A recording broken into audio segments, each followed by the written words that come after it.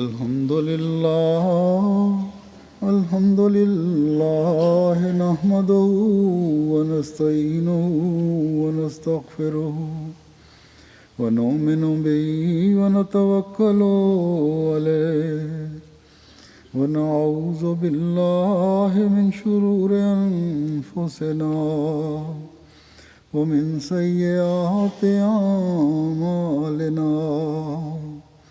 من يهده الله فلا مضل له ومن يضلله فلا هادي له ونشهد أن لا إله إلا الله ونشهد أن محمدا عبده ورسوله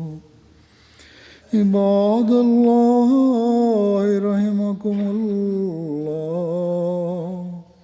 إن الله يأمر بالعدل